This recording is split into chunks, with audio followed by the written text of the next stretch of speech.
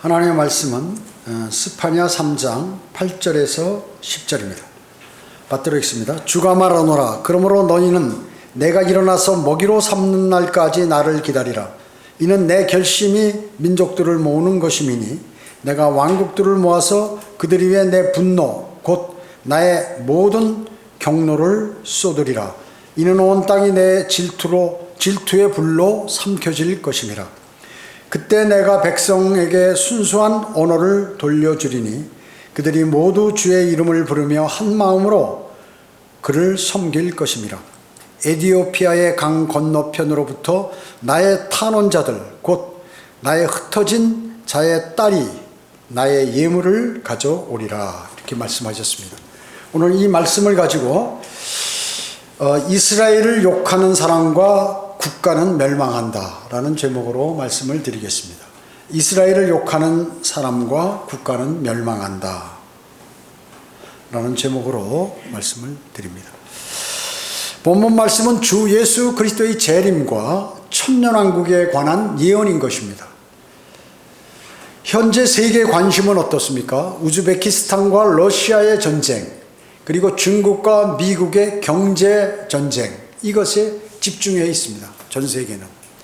그래서 그 나머지 나라들도 거기에 관심을 갖게 되고 연계된 그러한 행동과 활동을 하고 있는 것이죠. 그러나 진짜 세계의 뉴스의 초점은요, 바로 이스라엘과 팔레스타인 자치정부를 포함한 아랍권과의 대립인 것입니다. 대립과 갈등이에요. 세상의 모든 나라들이 이스라엘을 비난하게 되었는데, 그러면 이스라엘은 멸망할 것인가? 제가 자주 최근에도 이러한 것에 설교를 드렸는데, 하여튼 하나님께서는 그럼 이스라엘을 버리셨는가? 아니면 하나님께서는 과연 이스라엘의 편이신가 하는 것입니다. 결론부터 말씀드리면 성경은 반드시 이스라엘은 회복될 것이고, 그리고 모든 이방 나라 위에 우뚝 설 것이다. 이스라엘이요. 그리고 하나님께서는 이스라엘 편에 계시고 그들을 지키실 것이라고 이렇게 성경에서 말씀하고 있는 것입니다. 이스라엘은 하나님의 경륜에 있어서 아주 중요한 나라죠. 아브라함을 하나님께서 우상 숭배의 더러움에서 성별시키기 위해서 그를 불러내셨습니다. 그리고 그를 통하여 이스라엘 민족을 형성시키셨죠. 이스라엘 민족으로부터 하나님의 말씀이 성경이 나왔습니다. 이스라엘이 없었으면 성경이 나올 수가 없어요. 그 다음에 예수 그리스도께서 이스라엘 가운데서 태어나셨습니다. 그리고 영원한 생명의 구원도 이스라엘로부터 나온 것입니다.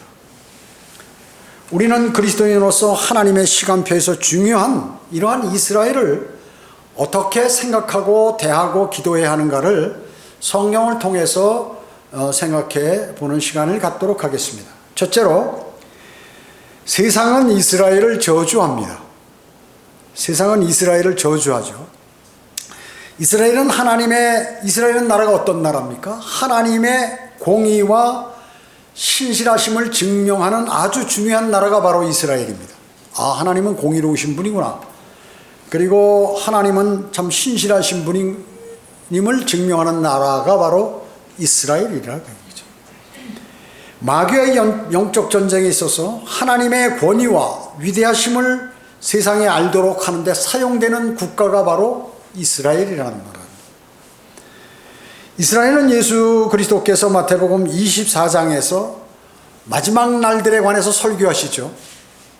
그럴 때 하실 때 가장 중요한 대상이요, 그리고 근거가 되는 민족이에요. 그러니까 대환란 때 어마어마하게 하나님의 말씀을 믿지 못하고 예수 그리스도를 영접하지 못했기 때문에 가장 전 세계에서 핍박을 심하게 받는 그러한 내용들로서 이스라엘을 하나님께서 사용하신다 그 얘기죠. 그렇기 때문에 마귀는 이스라엘에 대한 간섭을 끊이지 않고 간섭을 하고 그리고 괴롭히며 미워하는 것입니다. 마귀는 예수 그리스도와 그리스도인을 미워하는 것과 마찬가지로 이스라엘, 즉 유대인들을 그렇게 미워하는 것입니다. 마귀는 어떻습니까? 예수 그리스도께서 탄생하기 전에 그 씨를 혼잡게 하기 위해서 메시아를 나오지 못하게 하기 위해서 여러 차례 수를 쓰고 여러 가지 일들을 수행했던 것입니다.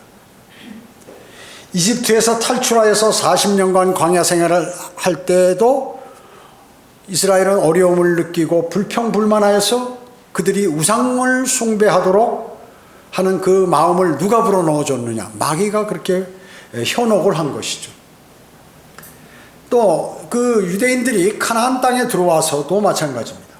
이방인들을 이용해서 우상 숭배하도록 부추겼던 것이에요. 이방 여자들하고 결혼하도록 만들고 거기에서 그들이 갖고 온 우상을 섬기도록 만들고 드디어 하나님을 버리고 우상을 섬기는 나라가 거의 돼버린 그러한 상황에 처하기도 했던 것입니다.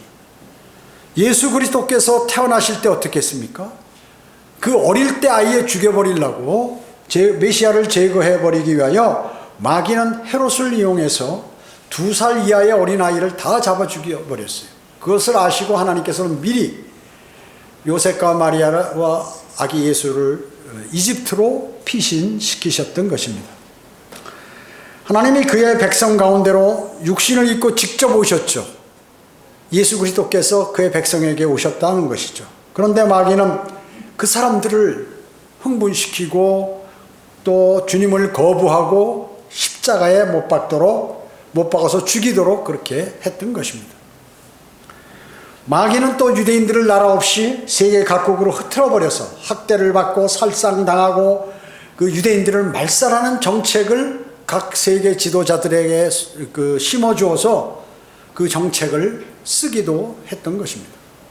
십자군 전쟁, 그리고 유럽에서의 끔찍한 일들, 히틀러의 유대인 대학살 등이 바로 이것들을 잘 대변해주고 있는 것입니다. 현재도 마찬가지예요. 아랍국으로부터 위협과 전 세계의 비난을 받도록 마귀는 그렇게 추진하고 있는 것입니다.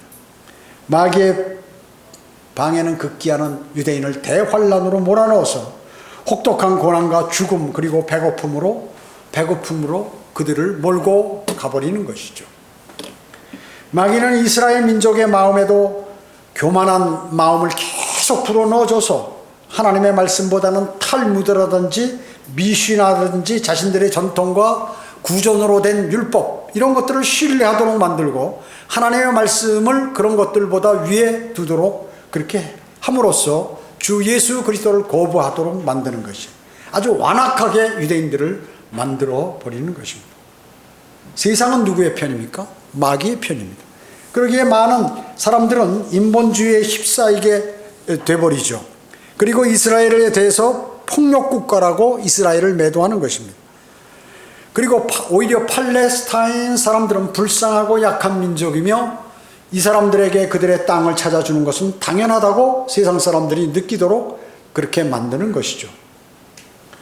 흑암의 세력은 세상 모든 국가와 민족들이 이스라엘을 저주하도록 그렇게 유도하고 있다는 것을 여러분 아셔야 합니다.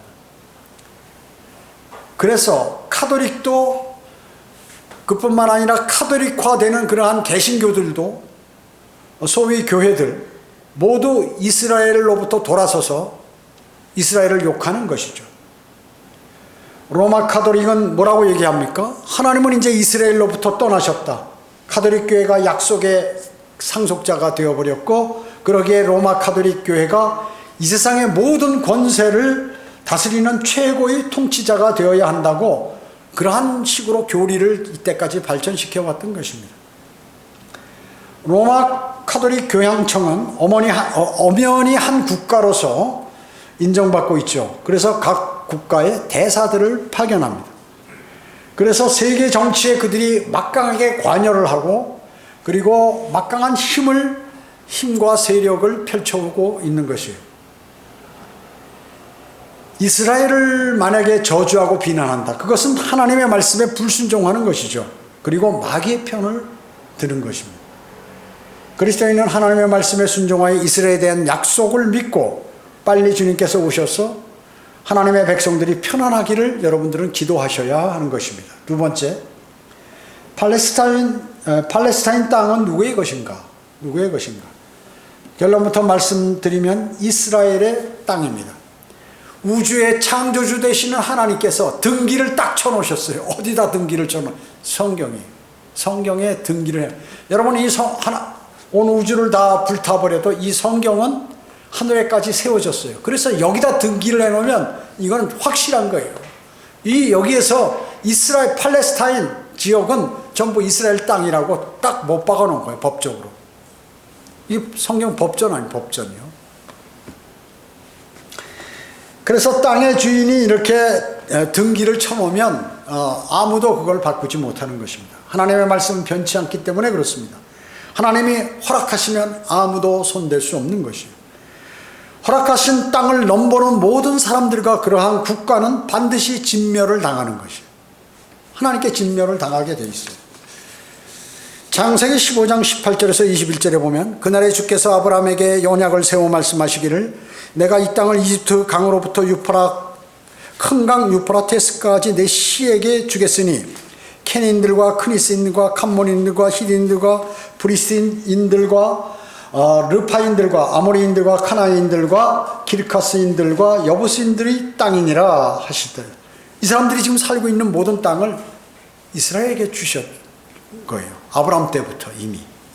누가요? 땅 주인이신 하나님께서 이스라엘 땅이라고 이렇게 딱 성경에 명시해 놓으셨다 말씀이죠. 이처럼 하나님께서는 아브라함하고 언약을 하셨죠. 언약. 이것은 영원한 언약입니다. 그럼 어떻게 언약했냐면 또 창세기 17장 6절에서 8절에 보면 내가 너를 심히 다산하게 하리니 내가 내게서 민족들을 이루며 내게서 왕들이 나오게 하리라. 내가 나와 너와 내 뒤에 올 씨 사이에 대대로 내 언약을 세우리니 영원한 언약을 삼고 너와 내 씨의 하나님이 되리라. 내가 너와 내 뒤에 올 내 씨에게 내가 타국인으로 있는 땅, 즉 가나안의 모든 땅을 주어 영원한 소유가 되게 하며 나는 그들의 하나님이 되리라. 이렇게 말씀하셨습니다. 즉 아브라함에게 언약을 딱 확정시키셨다 그 얘기죠. 어떻게 해요? 영원한 소유가 되리라. 영원한. 왜 영원한 소유입니까? 지금 천년왕국 때도 천년간 이스라엘이 거기서 거주하게 되죠. 다른 민족들 다 내쫓고. 그 다음에 이제 우주를 불태우고 새하늘과 새 땅을 창조할 때 새 땅에서 또 영원히 거주하기 때문에 땅은 모두 영원한 너의 소유가 된다고 말씀하고 있는 것입니다.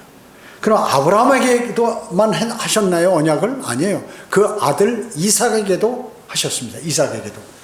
창세기 26장 2절에서 4절에 보면 아브라함의 언약을 아브라함의 아들 이삭에게 확정시켜 주셨 내용인데요. 주께서 그에게 나타나시어 말씀하시기를 이집트로 내려가지 말고 내가 너에게 말해줄 땅에 거하라. 이 땅에 기거하라. 그러면 내가 너와 함께 너에게 복을 주리라. 내가 너와 내 씨에게 이 모든 지역을 주고 또 내가 네 아비 아브라함에게 맹세한 것을 이루리니 내가 내 씨를 하늘의 별들처럼 번성케 할 것이며 이 모든 지역을 내 씨에게 주리라. 내 씨 안에서 땅의 모든 민족들이 복을 받으리라. 이렇게 말씀하셨습니다. 거기서 끝났나요? 아니, 아브라함의 손자 야곱에게까지 이렇게 언약을 확정하셨습니다. 창세기 28장 13절에서 15절에 보면 보라 주께서 그 위에 서서 말씀하시기를 나는 내 아비 아브라함의 주 하나님이요 이삭의 하나님이라. 내가 누운 땅을 내가 너와 내 씨에게 주리라. 내 씨는 땅의 티끌같이 될 것이며 너는 서쪽과 동쪽과 북쪽과 남쪽까지 멀리 퍼지리라. 땅의 모든 족속들이 너와 내 씨 안에서 복을 받으리라. 보라 내가 너와 함께 있어 내가 어디로 가든지 모든 곳에서 너를 지키며 너를 다시 이 땅으로 데려오리니 내가 내게 말한 바를 이룰 때까지 내가 너를 떠나지 아니할 것이라. 야, 이런 게 있습니까? 3대에 걸쳐서 하나님께서 아주 언약으로 맹세를 하신 거예요. 이거는 못 바꿔요. 이거는 못 바꾸는 거예요. 인간들이 아무리 머리 쓰고 막강한 무기를 갖고 공격을 하든지 뭐 하든지 이건 아무도 못하는 것이에요. 그래서 하나님께서는 하나님께서 모세에게 뭐라고 말씀하세요? 나는 너의 조상 아브라함의 하나님, 이삭의 하나님, 야곱의 하나님이다 라고 말씀하는 거예요. 베드로가 설교할 때도 아브라함과 이삭과 야곱의 하나님께서 하면서 이렇게 얘기합니다. 왜 세 사람을 거명할까요? 하나님께서 세 사람 각각에게 언약으로 하셨기 때문에 이거를 가지고 하나님께 말씀을 드리면서 사람들에게 전파하는 것이에요. 내가 하는 말이 아니다. 하나님께서 확정하신 것을 내가 너희에게 알리는 것이다 라고 하는 것입니다. 원래 팔레스타인은 어떻습니까? 남부 지역인 요파에서 아스콜론, 아스돗, 가자에 이르는 작은 해안 지역이에요. 그리고 평야 지역이죠. 그 지역이. 이스라엘은 솔로몬 이후 어떻게 됐습니까? 나라가 두 동강 났죠. 예. 이스라엘과 유다로 북왕국은 이스라엘, 남왕국은 유대라고 이렇게 갈리게 되었던 것입니다. 그리고 이방 신들을 그들은 섬기게 됐어요. 각각. 그래서 그들은 그 자기가 살고 있는 그 땅에서 뿌리째 뽑혀가지고 전 세계로 흩어져 유랑길에 가지 않으면 안 되는 그러한 신세가 되어버렸던 것입니다. 팔레스타인 지역은 바빌론이 차지했다가 그 다음에 메대가 차지했고 그리고 나중에 페르시아가 통치했죠. 그리고 나중에 그 뒤에는 그리스가 장악했고 그 뒤에는 로마 제국에게 점령당했던 것이에요. 그래서 세계 각 강대국에게 다 시대마다 점령을 당하는 것이에요. 로마는 그리고 AD 70년에 티투스 장군으로 하여금 예루살렘을 침공하도록 하여서 그 후 예루살렘은 어떻게 됐어요? 모슬렘에게 나라를 전부 뺏겼고 그 다음에 마멜록에게 뺏겼고 그리고 오스만 터키 제국에게 그 나라들이 이스라엘을 차지하게 되었던 것입니다. 그러한 여러 차례의 침략과 고난을 당하면서 유대인들은 팔레스타인 땅에 남지 못하고 전 세계적으로 흩어져 버렸던 것입니다. 팔레스타인들은 어때요? 유대인들이 흩어진 틈을 타가지고 그 땅에 계속 거주하게 되고 땅을 차지하게 됐죠. 그리고 지금까지도 그것이 자신들이 거주했다는 그러한 근거로 권리를 내세우고 있는 것이죠. 저희가 그 서울에 그 아주 회원동에 해방되고 나서 부친이 중국 가서 돈을 많이 벌어가지고 거기다 집을 그 일본인들이 다 철수한 집들을 사가지고 하는데 방이 12칸이에요. 어마어마해. 그 당시에 석유로 이렇게 해가지고 1층부터 2층까지 석유로 그 난방을 하고 그러는데 이제 갑자기 6.25가 터졌어요. 그래서 내려갔어요. 피신 가서 제주도까지 피신했다. 저 부산에 걸쳐서 대전에 걸쳐서 제가 출생하고 올라오면서 계속해서 북쪽으로 다시 서울로 돌아왔더니 그걸 다른 돈 많은 사람이 어디고 누가 차지해서 수리를 막 어마어마하게 돈을 많이 들여서 싹 해가지고 재판을 거는데 져서 집을 그냥 뺏겨버린 그런 식이에요. 지금 우리 본 집이었는데 몇 년간 피난 갔다 왔더니 다른 사람이 그거 뭐 파괴돼서 자기가 다시 뭐 이렇게 다 했다고 해가지고 그 돈을 내라는데 피난길에 그 많은 돈이 어디 있냐 그 얘기죠. 재판에 져가지고 그걸 이렇게 뺏겼다는 얘기를 부모로부터 들었는데 제가 어렸을 때니까 전 잘 모르죠. 어릴 때니까. 자, 그런 거와 마찬가지로 팔레스타인들이 뭐 유대인들이 흩어져 보니까 팔레스타인이 그 차지고 우리 땅이라고 이렇게 막 해버리는 거죠. 우리가 여기서 지금 몇천 년간 살았다고요. 혹은 몇백 년 살았다고 이렇게 얘기하는 것입니다. 유럽에 흩어졌던 유대인들은 많은 학대를 받았습니다. 그래서 독립국가를 건설하자는 운동이 시작됐다는 거죠. 그래서 이것이 바로 19세기 후반에 일어났던 시오니즘입니다. 시오니즘. 유대인들은 20세기 초반 대규모 이주를 본격화하기 시작해가지고 1933년까지 팔레스타인에 약 23만 8천 명의 유대인들이 거기 모이기 시작했어요. 뭐 적은 인원이죠. 적은 인원. 1917년 11월 제1차 세계대전 중에 영국 외무장관 발포하는 팔레스타인의 유대인의 민족적 고향을 건설을 지지한다고 이렇게 선언을 했어요. 벨포아 선언을 했던 것입니다. 그 후 영국은 2차 세계대전 후 힘을 잃어버렸죠. 그래서 자연스럽게 분위기가 조성돼서 이스라엘은 1948년 5월 14일 날 독립을 하게 되었습니다. 독립한 다음 날 1948년 5월 15일 그 독립을 1948년 5월 14일을 했는데 이제 막 준비하고 나라를 건립하고 정신없을 거 아니에요. 그런데 그 다음 날 15일 날 이 1차 중동전이 발발했던 것이에요. 아랍권들이 공격을 해버린 거죠. 그리고 1956년 10월에 2차 중동전, 이걸 시나이 전쟁이라고 그래요. 시나이 반도 거기 전쟁이 일어났으며 이 두 개 전쟁에서 그런데 이스라엘이 승리를 했어요. 이스라엘이 무기도 적고 숫자도 적은데 이겨버렸어요.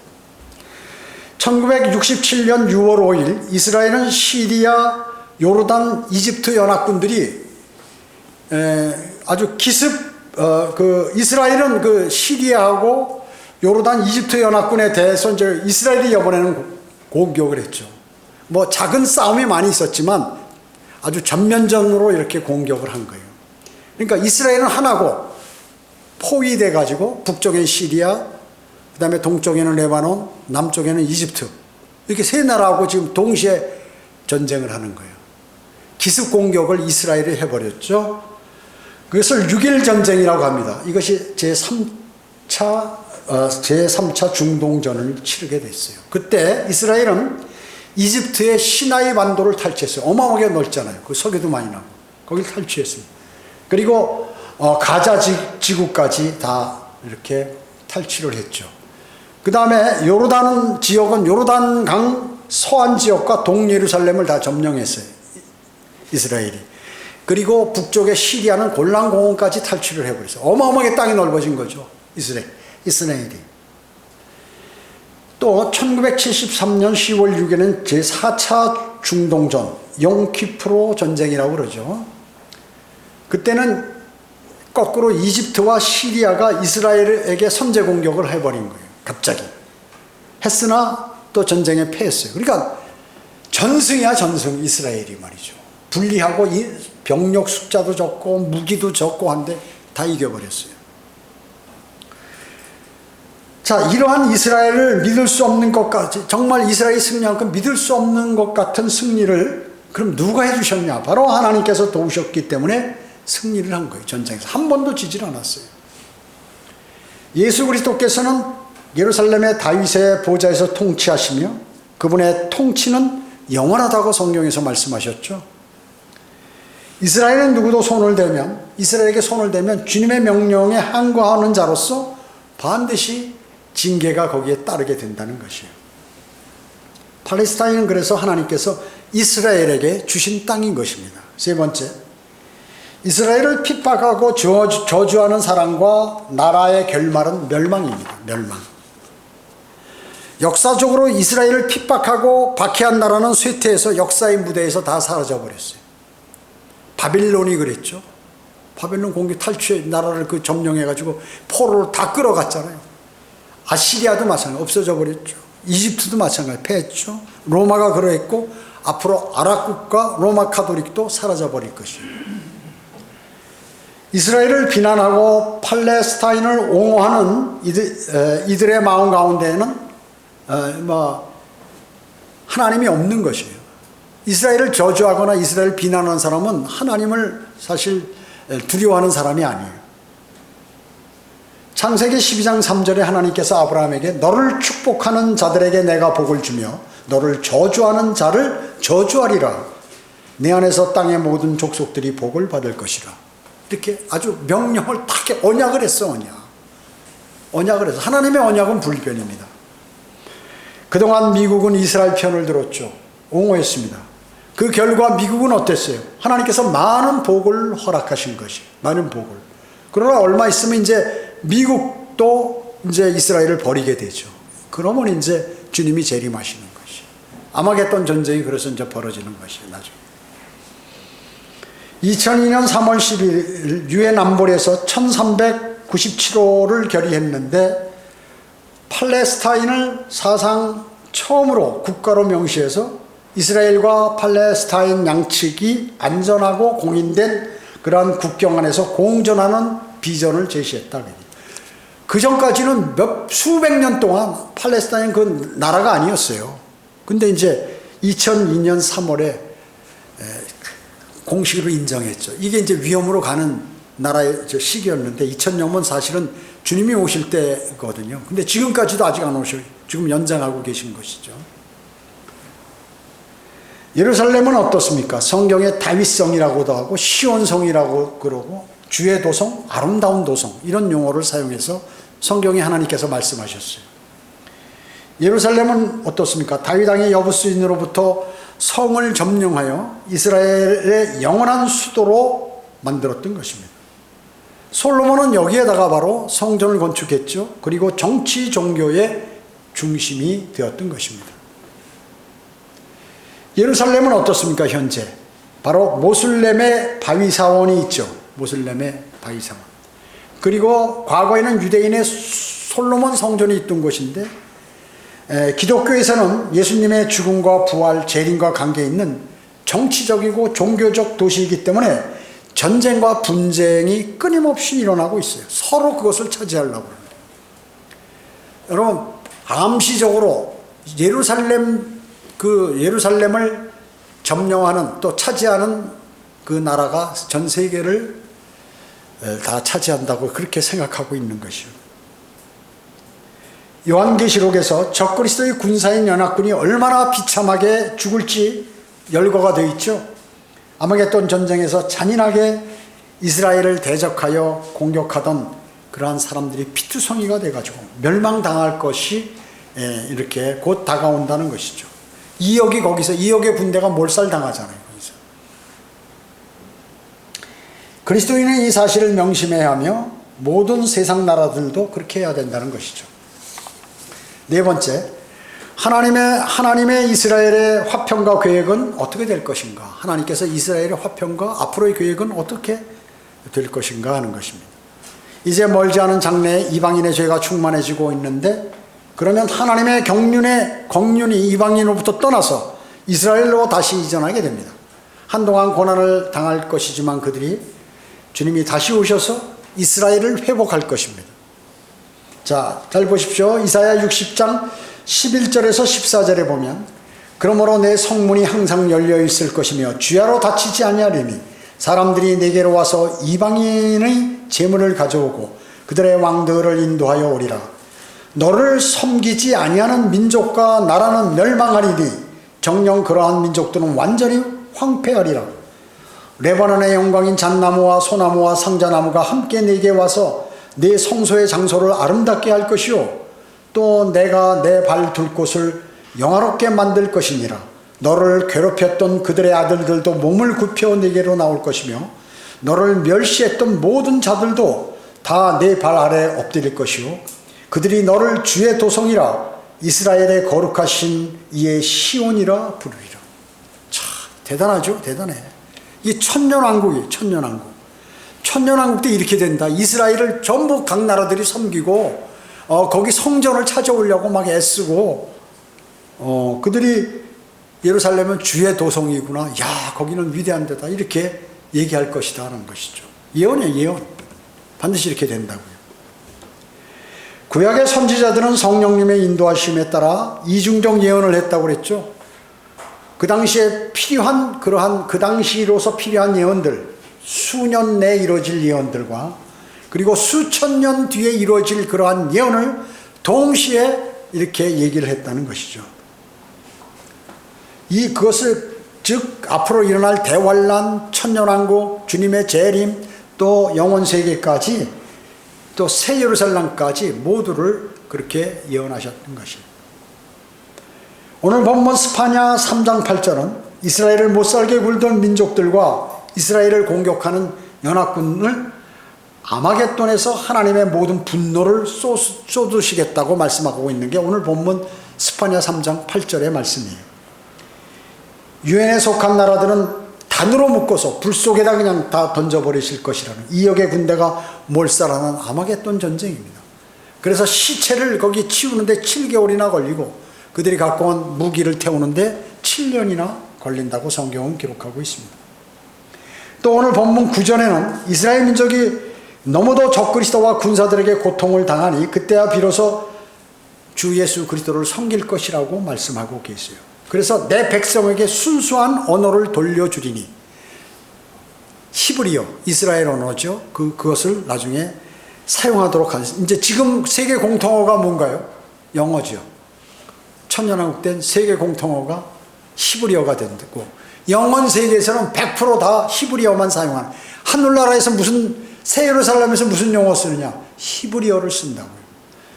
요한계시록에 보면 천사들과 또 요한이 가서 보니까 천사들과 거기 있는 모든 장로들, 제자들이 거기에서 이렇게 얘기하기를 할렐루야, 할렐루야. 이스라엘 히브리어는 히브리어. 그래서 하늘나라에서는 히브리어를 사용하는 것이죠. 자, 그뿐만 아니라 여기 10절에 보면, 오늘 본문 10절에 보면, 이는 10절에는 이방에 흩어진 혼혈 유대인들이 예물을 갖고 주님을 경배하러 예루살렘에 오는 장면인 것입니다. 이탈리아 독재자 무솔리니죠. 무솔리니가 에티오피아를 점령했던 날이 언제냐면 1935년 9월 20일인데 그 날짜 더 세러데이 이브닝 포스토지에 고든 맥그리니가 쓴 그러한 왕중왕이라는 그러한 제목의 기사가 실려 있었어요. 뭐라고 거기에 나와 있냐면 에티오피아의 악숨 도시에 있는 교회 현재 보존되어 있는 낡은 궤가 실제 언약궤라고 주장을 하는 거죠. 그의 주장이에요. 진짜 그런지 아닌지 모르는데. 여러분, 그 시바의 여왕이 솔로몬을 찾아왔죠. 그때 이제 솔로몬하고 아마 관계를 맺어가지고 거기에 아들을 임신하고 갔다고 그런 것이죠. 그 사람들의 주장이에요. 그래서 메네릭 왕조의 시조가 되었던 솔로몬 왕의 아들 메네릭 1세를 잉태하고 본국으로 돌아오게 된 그러한 연유가 거기 기록되어 있는데, 그래서 이 아들이 이제 그 에티오피아에서 성장하자 그의 생부 솔로몬을 만나려고 팔레스타인에 갔다는 거죠. 그래서 솔로몬은 그 아들을 보자 몹시 기뻐하면서 실제 언약궤와 조금도 다를 수 없는 모조품 언약을 만들어줬다는 거예요. 그 아들한테. 그러나 솔로몬은 어때요? 솔로몬의 그 아들이니까 상당한 지혜를 물려받은 그가 그 이스라엘의 모든 고관 대작들을 다 초빙해서 막 술을 엄청 먹인 거예요. 그래가지고 잔치를 베풀었어요. 그래가지고 자기가 받은 모조품 언약궤하고 이 진짜 언약궤하고 바꿨다는 거죠. 그들의 주장이에요. 그게 진짜인지 아닌지 모르겠지만. 그래서 그 에티오피아로 그 원래 언약궤를 갖고 와서 악숨에 있는 악숨시의 그 한 교회에 그거를 보존하고 있다고 그렇게 얘기하고 있는 것이에요. 또 리오 비 로버츠라는 사람이 1935년 9월 내셔널 지오그래픽지에 기고한 글에는 뭐라고 나와 있냐면, 한때 그 땅을 다스렸던 여걸, 시바의 영어로 알려진 그 사람이죠. 에 대한 에티오피아 각처에 널리 퍼져 있는 제사장들이 내게 들려준 이야기는 놀랍게도 근거가 있는 것이었다라고 이렇게 기록하고 있습니다. 시바 여왕이 많은 예물을 가지고 예루살렘으로 갔으며 후에 메네릭 1세가 된 아기가 그들 사이에서 태어났습니다. 그 아이는 예루살렘 교육을 받고 19세 되던 해 실제 언약궤와 많은 유대인들을 데리고 에티오피아로 돌아왔습니다. 그 궤가 악숨시 근처 북쪽 경계선 주변에 위치한 어느 교회당에 있으며 많은 사람이 이 사실을 믿고 있다고 그 로버츠 씨는 말했다는 거죠. 그 기사가 이제 실려 있는 거예요. 내셔널 지오그래픽지에 그렇게 실렸다는 것이죠. 여러분, 성경에 보면 언약궤가 셋째 하늘에 가보니까 거기도 언약궤가 있다는 거죠. 원래 모세가 2개 만들었죠. 근데 어떻게 됐는지를 모르겠어요. 그러면 예루살렘에 언약궤가 있냐? 지금 없다 그 얘기죠. 그러니까 어느 것이 진짜인지를 우리는 모르는 거예요. 어떻게 된 것인지 자세히 모르는 거예요. 언약궤가 그 주님께서 만든 언약궤가 어디 갔냐? 어떤 사람은 그 언약궤가 스스로 휴거돼서 셋째 하늘에 갔다는 사람도 있고 별의별 주장이 많이 있어요. 아무튼 이스라엘은 성경에 명시된 땅의 약속자들입니다. 팔레스타인 땅의 소유자는 누구예요? 이스라엘이라 그 얘기죠. 땅의 지경과 각 민족의 거주를 정하시는 분이 누구예요? 바로 하나님께서 사도행전 17장 26절에서 내가 각 땅의 거주지와 경계를 정하는 주님께서 정하셨다고 말씀하고 있는 것이에요. 땅의 주인인 창조주가 말씀하신 거 누가 반박하느냐 그 얘기죠. 반박하는 자는 하나님의 저주가 있다고 성경은 말씀하고 있는 것이에요. 이스라엘은 세계 역사의 주역입니다. 아브라함의 영원한 복은 육신적인 후손인 이스라엘에게 이어지죠. 그뿐만 아니라 아브라함의 영적인 후손인 그리스도인도 영원한 복을 받는다고 성경은 로마서 9장과 갈라디아서 3장에서 말씀하고 계세요. 하나님께서는 그리스도인을 중심으로 관장을 하시죠. 그리스도인을 잘 대하는 사람에게 복을 줍니다. 하나님께서. 그리고 그리스도인을 저주하는 사람에게 하나님께서는 저주를 줍니다. 똑같아요. 이스라엘을 저주하는 사람을 저주하시는 것과 같다. 이스라엘의 복이 영적으로 전수되었기 때문에 그런 것이에요. 거듭난 구원받은 그리스도인에 한해서 이것은 매우 중요한 것이에요. 누가 여러분들을 잘 구원받지 않은 사람이라도 여러분을 잘 대우하는 사람은 그 사람 복을 받고, 여러분에게 욕하고 여러분을 핍박하는 사람은 저주를 받는다 그 얘기죠. 팔레스타인 지역에는 주님께서 다시 오시기 전에는 절대로 평화가 있을 수 없습니다. 유엔이나 EU, 유럽연합이 관여한다고 평화가 오질 않아요. 아무리 해도 이어질 수 없는 거예요. 여러분 어때요? 며칠 전에 이북에서 그냥 로켓 쏘고 원거리 유도탄을 로켓을 쏴도 핵무기를 쏘겠다는 거거든요. 괌이라든지 미국 본토까지 쏘려고 지금 준비하고 있어야 자기들 건들지 못한다고 막 쏘아대끼는 거예요. 이건 옛날 같으면 이거 전쟁이에요. 그리고 포를 우리의 그 NLL 바다 약간 넘어서까지 그냥 막 80발, 100발 막 때려버리는 거예요. 이거 전쟁하자는 지금 한미 합동으로 지금 군사훈련을 하고 비행기 240여 대 이상이 막 공중에 떠버리니까 이제 우리도 발악을 한다 하는 의미로 그런 것이에요. 그래서 이제 유엔 안전보장에서 회의를 했죠. 상임이사국이 누구예요? 러시아와 중국이 들어갔어. 우리 안 해요. 나 북한 편인데. 이러니까 해결이 안 돼. 해결이 안 돼요. 그러면 미국이 강하고 미국의 연합과 유럽연합이 다 합하면 러시아와 중국보다도 북한보다도 강하지만 어떻게 할 수가 없는 거예요. 이건 뭐 폭격을 할 거예요. 그럼 같이 죽거든. 같이. 저쪽에서도 쏘고 막 이래버리면. 그러니까 유엔이라는 게 평화를 유지할 수 없다니까요. 힘센 게 최고지. 그럼 언제 그것이 이루어지느냐? 주님이 재림하여 완전한 평화가 이루어지는 것이에요. 세상 모든 역사와 경륜, 전쟁은 누가 주관합니까? 하나님께서 주관하십니다. 하나님께서 주관하십니다.